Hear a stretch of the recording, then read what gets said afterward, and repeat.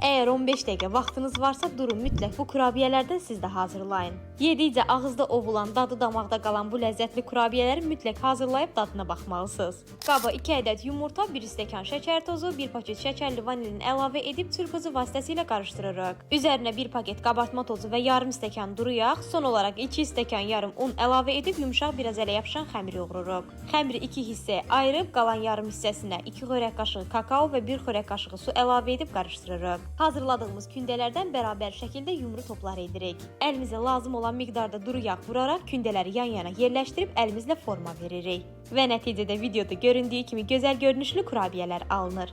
Kurabiyələri soba listinə yerləşdirib əvvəlcədən isidilmiş 180 dərəcəli sobada təxminən 15 dəqiqə bişiririk. Çox bişirib qurutmaq olmaz. Bu arada onu da qeyd edim ki, belə ləzzətli reseptləri hər zaman Bişir tətbiqində də paylaşıram və reseptlərimi siz dəyərli xanımlarla hər zaman bölüşürəm. Siz də hazırladığınız bütün ləzzətli təyyamları Bişir tətbiqində paylaşıb həm gəlir əldə edə bilərsiniz, həm də bilmədiyiniz maraqlı reseptlərdən faydalanmış olarsınız. İzlədiyiniz üçün təşəkkür edirəm. Hələlik!